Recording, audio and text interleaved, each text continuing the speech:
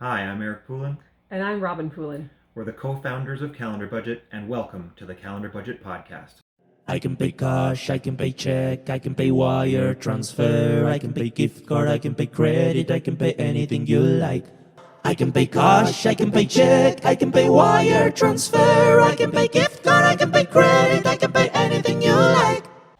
Good day. Last week we were discussing all the lures to go with food when you go in the grocery store and everything else, and talking about ways to save. So what happens though if you just really you're sick of eating at home all the time and you're tired of cooking? You need to order in or go out to the restaurant Or suck it up, Buttercup, and just do it. and just eat at home anyway. Yeah. You can only do that if it's a financial option for you, not if you feel like it. Yes. So it's not about how you feel, it's about what you've What you budgeted can for. do. Yeah. Yeah. Also, no need to adjust your set. It's not a black and white episode. We just happen to be both wearing black and white shirts today. Why not? So, what things make you consider, okay, maybe I will eat out today? Always want to? Well, Because you don't like cooking. Correct. So for me, it is dependent on how I feel, because we have budgeted a miscellaneous eat out fund that we have not scheduled. It's just part of our budget, but we have that built in. So for us, totally fine to do that. And if you are doing, like, if you've budgeted for it and you have this unscheduled money reserved for eating out, then by all means, go based on what you feel like that day.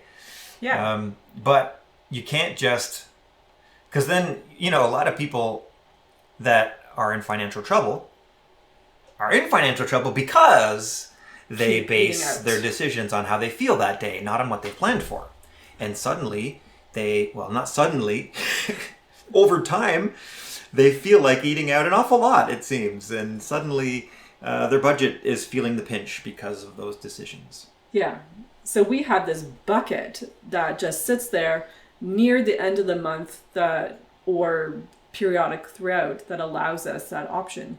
Well, ours resets every month. Yeah. It's a monthly budget for whatever it is. Let's say it's $150 for eating out. And we can use that however we want throughout the month. If we get halfway through the month and we've used it up, then suddenly when we feel like eating out, that's not an option. And, Yeah. when you feel like eating out, that's when you're like, oh, would you make me lunch today? You're talking to your spouse or whoever in your family's feeling like they need some love, extra love, and seeing what you can do to help each other out. Yeah. And when you say $150, that puts a good thought in my head that you can make that stretch if you're smart about what you do with that money, what you do with that budget.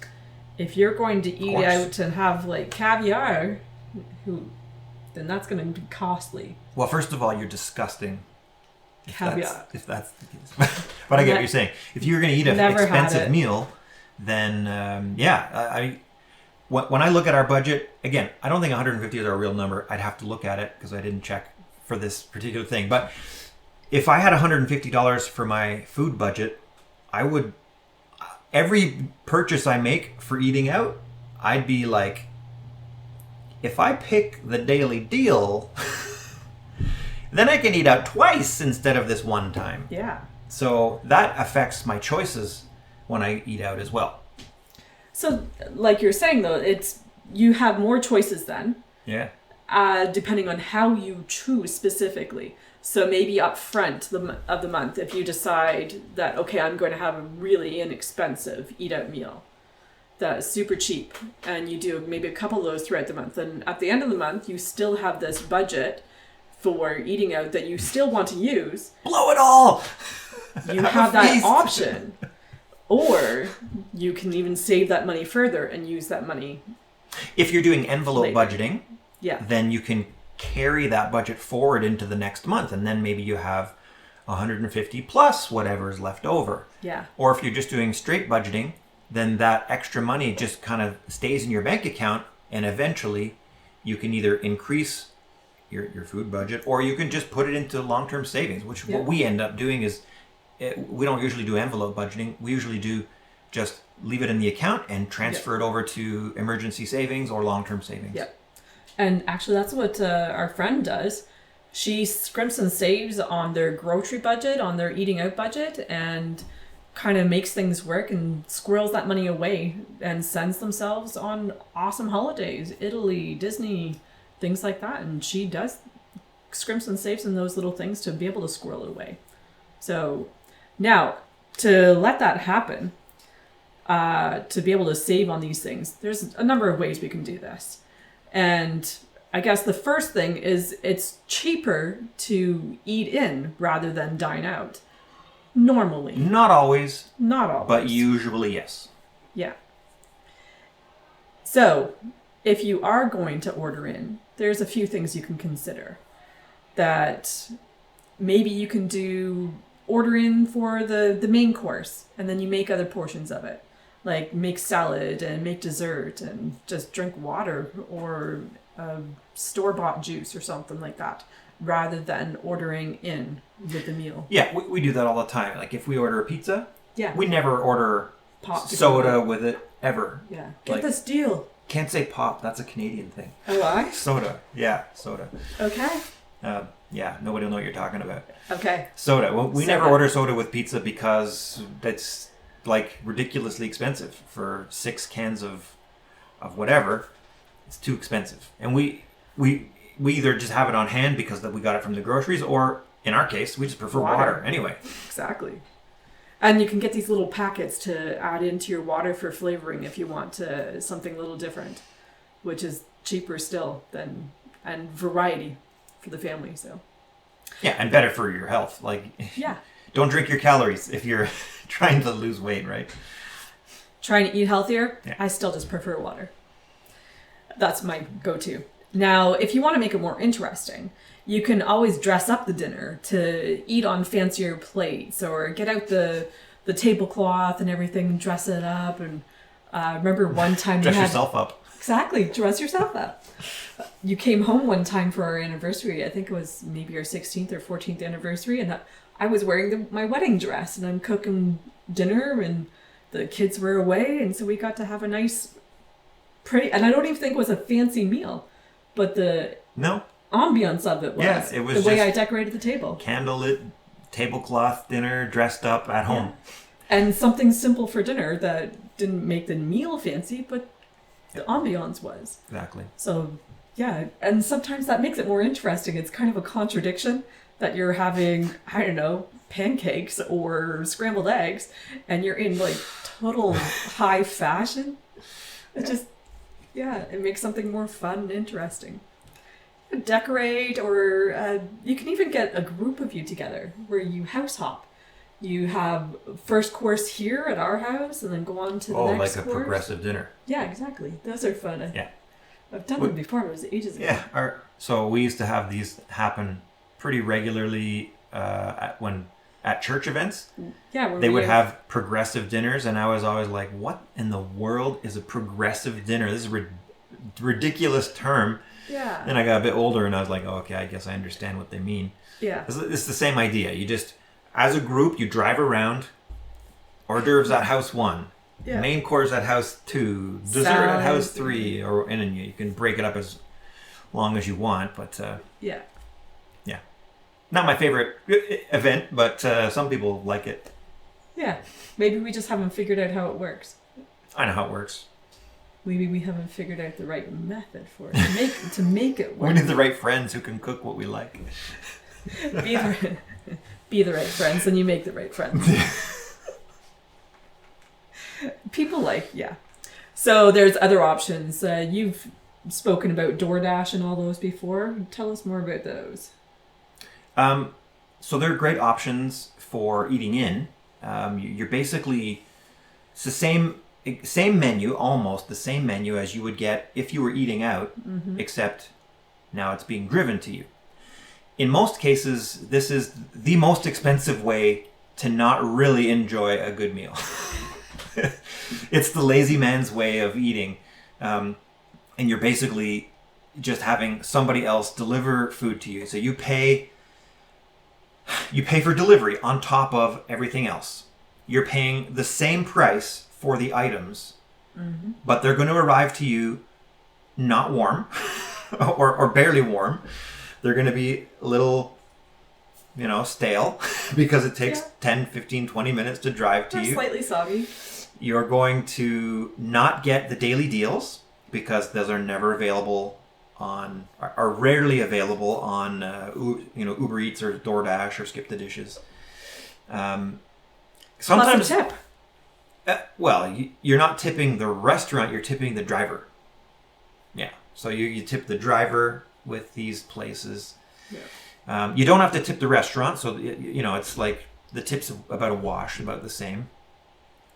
So it's convenient. We actually use it kind of regularly. Well, I say regularly, I mean several times a month. But that's just because we're working, and rather than take the time to prepare a meal, it would be better for us on that day to just work through dinner and have somebody bring it to us. And we've already used up the leftovers that have been prepared for a couple of days. Yeah. So, yeah. Exactly. So they're convenient, but if you're looking at that for budget savings, no, this is the opposite of budget savings. It's probably the most expensive way. And you're not even getting to enjoy the ambiance of the restaurant or being served by a waiter, being away from your tech and actually having a conversation with somebody. Yeah. You're paying the same price for all of that without any of that. And it's on top of that, you don't get the deals, you don't get this and that. So it's... Yeah. Yeah, not the best way to save money. It's the worst way to save money. I think the way to balance that is if you're going to have like a movie night where now you can have whatever food you want during that movie night and you can pause the movie, that convenience that you don't have when going out to the movie theater. Being able to pause the movie and have a bathroom break or get extra food and things like that. Yeah, you save That's how save that money on the balance. theater, but you're really... It gets Just- used up in the food The ordering. theater savings gets used up in So- Uber Eats. Just balancing everything out. Yeah. Yeah. So when you really find that the ordering in isn't quite enough yet and you want to get out to the restaurant, there's ways to save there too. I know Eric's parents, they sign up for these different apps that make sure grandma gets her free birthday dinner on her Oh, birthday yeah. as they go to travel. Yeah, you can sign... So some restaurants, they have like a email system, Yeah. or even a physical mailing system, depending Yeah. on the target audience. Yeah. And you put your birthday in there, and they'll email you a couple of days before your birthday, inviting you to come in. Yep. And then they made sure to sign up for each of the girls' birthdays too, so they can take them out for a free ice cream or something like that on their birthdays. So it's Yeah. cute. It's good, and we have people like I know people who try to maximize their birthday. Right? They do breakfast, lunch, and dinner, free birthday meals all day long. They're traveling around, and the thing is with that, you're usually not doing it by yourself. Yeah. So the person you're with is not getting a deal. So the restaurant's still making money here, and it's still gonna cost you something because usually the person that comes with you is your spouse or family member, and so there's Yeah. still a cost. It's just less than it would be otherwise. Yeah. So if everybody's in on it and like wants to balance out the cost between you, like I know I might get my dinner for free, but we can kind of just split the cost. Yeah, I mean, our kids have a friend, Hannah, who on her birthday's like, we're going to this And they were Chinese like that too. restaurant or something, and Yeah. and like they're like they need 3 people to come with them in order to qualify. So we're invited to come, quote unquote, invited, mandatory to come. And happy to. We weren't planning to eat out that day and spend the money, but Yeah. We're happy to celebrate. it's a good excuse to Exactly. use our budget for eating out to support a Yeah. friend and have some good family time. Exactly. So you have some other coupons and things that you can get from flyers, newspapers, and every now and then you get these coupon booklets or whatever in the mail that you watch for them. Most of them just toss them, but occasionally you find some good ones in there that help you to save on different things. Or if you search specifically, you want to go to the specific restaurant, you can look for coupons specific to that through just searching for that restaurant, or even Groupon or other ones like that? Yeah, Groupon. You're not usually going to find Some meal ones. the best restaurants. They're like Groupon, and what is that other one that only works in the United States that we used? Restaurant.com. Restaurant.com is a great one. You're not going to get like A-list restaurants that sign up for Restaurant.com that often, but you can spend, depending on the deal that they have, you can spend spend $2 to get $5 worth of spend at restaurants with Restaurant.com. So that's a great way to save money if you're in the US. Yeah, when the kids were quite young, we went on a road trip and used Restaurant.com. We got 10 cents on the dollar for the meal, but I think it was you get $50 worth of food.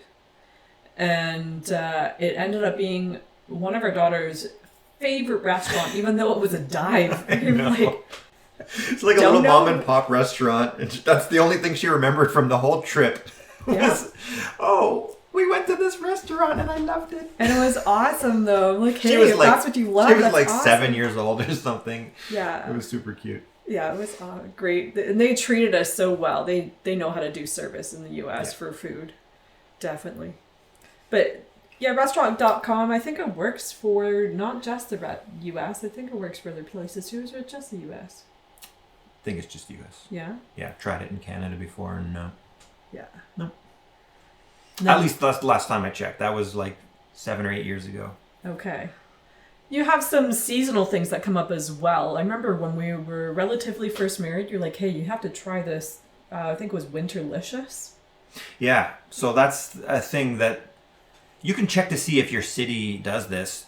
This was specific to the Toronto area in Ontario, Canada, where they had this thing called Winterlicious. It was just a group of fairly high-end restaurants would get together, prepare a special meal that was like hors d'oeuvre, main course, and dessert all included for a super low price, Yeah. way lower than they would normally I think cost. often 50% of the cost, usually. Yeah, it was like ridiculously low for these nice restaurants. Yeah. And I think it was like $20 or $25 a person. I don't remember now. But usually a meal at these places would be pushing $50, $60 Yeah. for like a high-end meal. Per so person. This is a way for you to experience fine dining or like high-end restaurants that you would never, for the average bear like us, we would never go to these places. But it's a good way to try them out, and it was a good way for them to get exposure to other places. And it became so successful in wintertime that they created a Summerlicious. Yeah. And then I don't know if they did other seasons. I don't know why they timed it around the seasons, but they were good ways to do like predictable amounts, because it's not like, you go to a restaurant and you never know what you're going to order, and it's like this could range from $20 to $80 Yeah. depending on if you get the most expensive thing on the menu, the lobster with steak. And Yeah. no, these things were like pre-prepared menus at a fixed price. And you're not going to do alterations in the meal. It's basically what it is what it is. Yeah, you can't do alterations, but they publish their menu ahead of time, so you know what you're going to. Yeah. I think they give 2 or 3 options for each course, but it's like a very small selection of what they would normally offer. And I think it usually fell around mid-February, so it was perfect for like Valentine's people. And they probably, I'm thinking that's they true. might have done that Maybe. as called a Winterlicious. So it wasn't like, oh, Valentine's people. So it kind of opened it up to everybody to be able to celebrate Yeah, I winter. think it was a 2-week period, maybe 2.5 weeks. Yeah, I don't know if it was around Valentine's Day. generally. But the idea was, like, we're in Canada, right? So it's like in the wintertime, you're in an icy tundra, You've been shacked up in your house for months. No, not really. It's not that bad. I'm exaggerating, but you do get a bit of isolationism because you're in your house almost all the time in the wintertime because it's just too cold to go out. The only reason you go outside is to shovel your driveway from snow. Yeah. Or to go to work. So you're not socializing a lot, and it's just a nice way to get out and enjoy the world again. Yeah. So other options that you could consider is buffets. buffets, and if you eat the lunch menu, then it's often cheaper for the lunch menu rather than the dinner menu for buffets. I would venture to say always cheaper Yeah? for lunch. Yeah, I don't know any restaurant that has the same price. Yeah, not just at buffets. Yeah, almost. Well, some restaurants will have a lunch menu, a special lunch menu that only is served during certain hours. And is it typically a smaller portion? Yeah, typically. Which for me is the perfect portion then. I don't want to eat huge meals. Yeah. So, Most meals are too big portion anyway. yeah. So the lunch menus in generally are going to be a lower cost, but specifically for buffets, definitely going to be a lower cost. And these kind of things, you know, if you're like us, you like fast for 4 days straight. No, but you prepare by, you know, you don't eat ahead of time. You want to go hungry to a buffet, but you don't overeat either. You're there to enjoy yourself, not to go out feeling ill. Yeah. I used to be like really into the buffet thing because huge appetite kind of thing and let's go do this. But now I have a small appetite and I find it's not worth it anymore to go to a buffet. Except for the variety. It depends. Yeah. You know, there. For the amount of food I would eat, not so much. But Again, for in our variety. neighborhood, there's a restaurant chain called Mandarin, which I think is just fairly local. But they do, it's like a Chinese food buffet, but like there's normal Chinese food buffets and then there's Mandarin, which is like a higher level and it's like exquisite, really good food, really great variety, always fresh. And, you know, for me, it's worth going to a buffet like that. But again, I would go to the lunch one because it's just, the dinner More one cost-effective. is pretty expensive. And I know my mom would choose a certain night because they will serve seafood at that night. And we're okay without most seafood. Yes. all. Without. Some for me. So other things to consider is specials. That they'll even do specials around, like it's Canada Day or July 4th or something like that. And they'll do some specials around that you can, these different seasonal ones that come up. Yep. Where, as you were saying before, for birthdays, they also do that sort of thing for kids. If you have 2 adults or 1 adult entree, then you get a kid meal for free. Kind of balances Yep. out like that. Yeah, kids or, you know, people under a certain age. But I find those are starting to get more challenging to find. Yeah. They're still around in some places. But they're, you know, restaurants get, they know that people abuse those. So they still make money off of them. Yeah, because kids normally eat a smaller portion. And Yeah. they have a kids menu generally that you can choose from, which is smaller portion to begin with. What I like to look for around specials is like days of the week where they have like the Monday deal. So yeah. again, another restaurant chain, Subway. They don't have it anymore. So the sub of the day is not a thing anymore. Really? Yeah, they canceled it. But it used to be a thing for the longest time, and you'd get like half price sub, or not half price, but it was like a really low price for this specific sub was the sub of the day, and you'd get it at a discounted rate. Yeah. You know, that would be the day on my calendar. I'd be like, I'm eating out on this day because if I eat out on this day, I can get 2 meals out for the price of 1. So, you know, trying to spread the love to myself across the month. Yeah. But there's other places that will do like deals on a day of the week or deals on a certain hour of the day.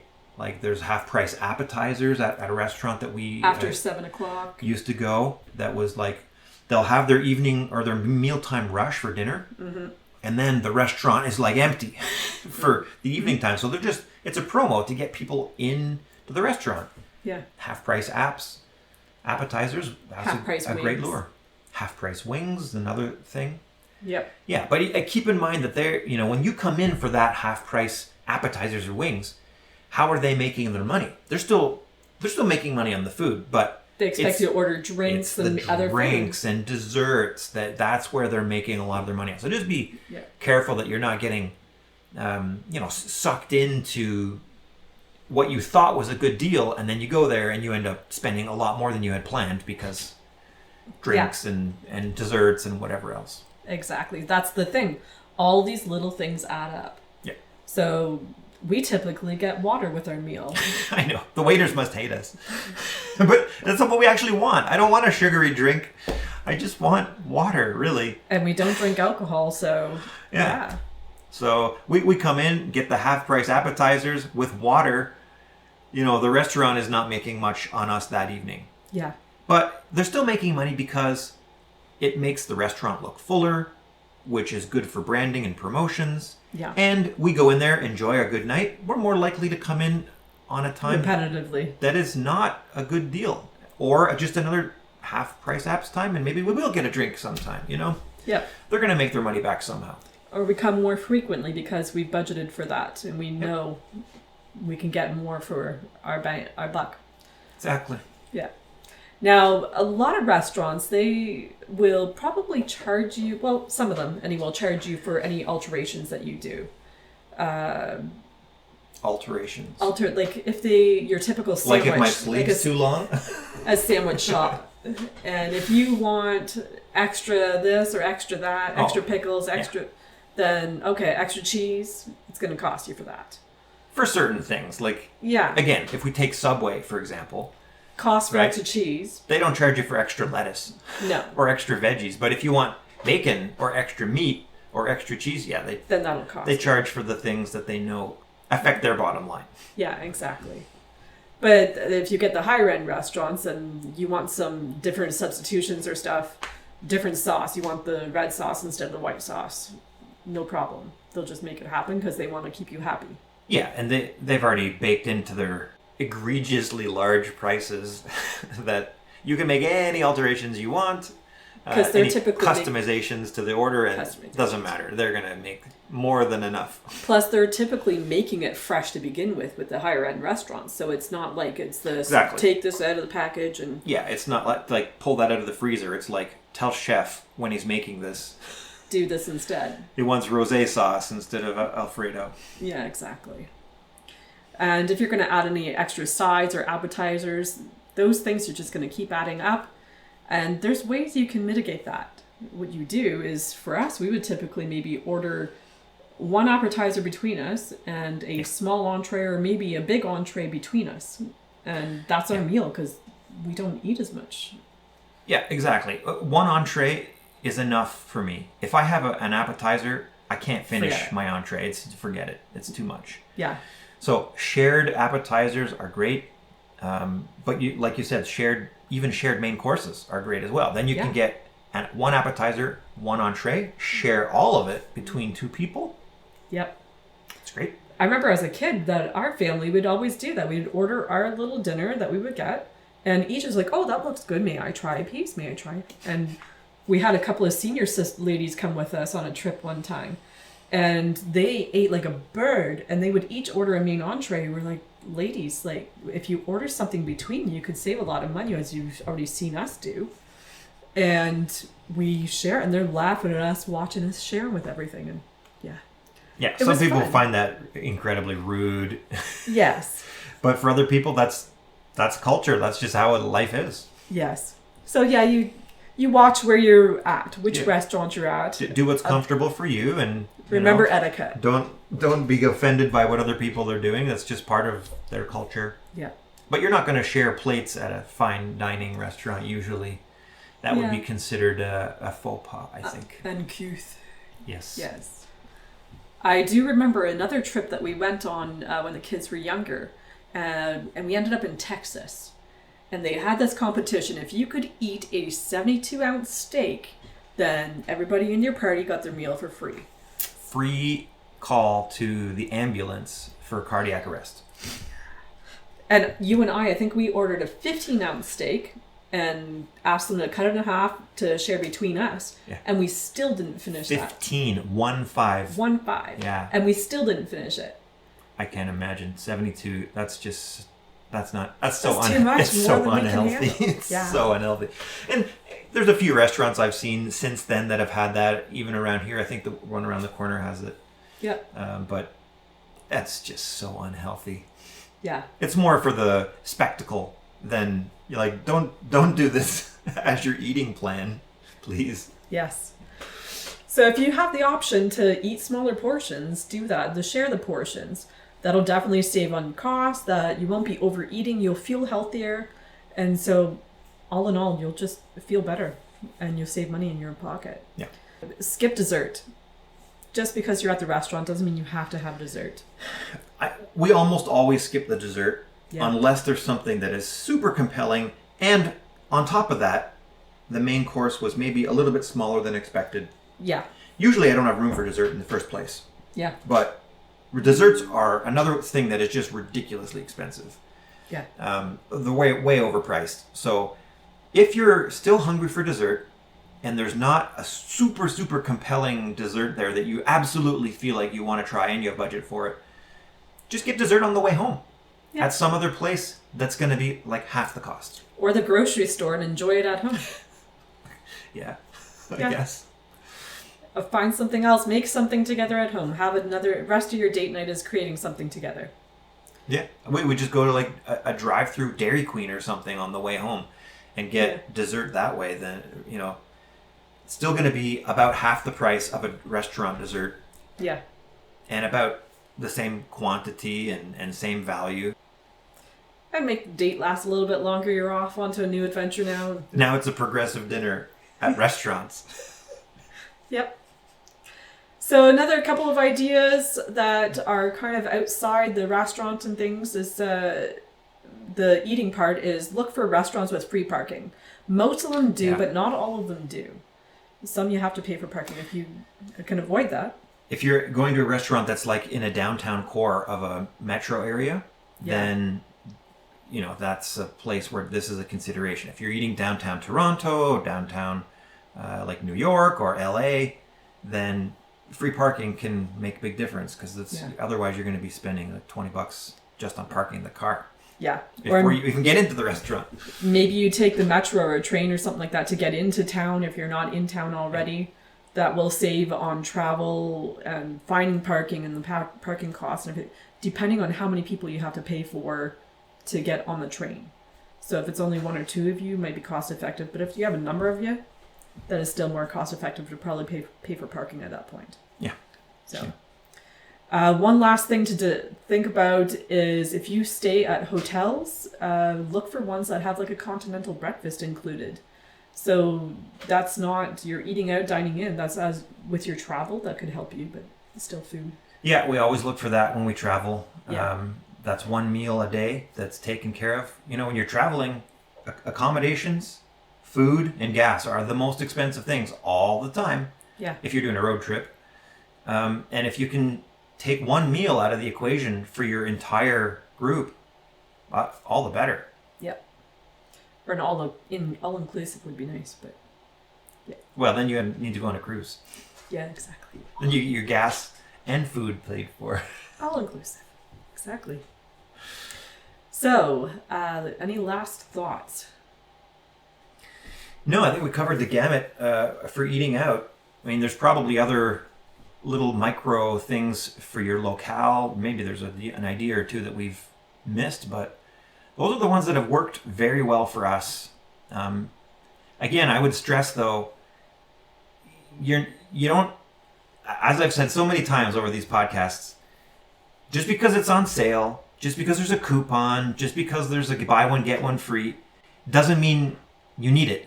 Yeah. So make sure you're only eating out when you have budget for it, and make sure that you set a budget and plan it. Plan for these things. It doesn't have to be planned on a specific day, but give yourself some space so that you can eat out occasionally. And if you don't have the budget for it, don't eat out. Like, get over it.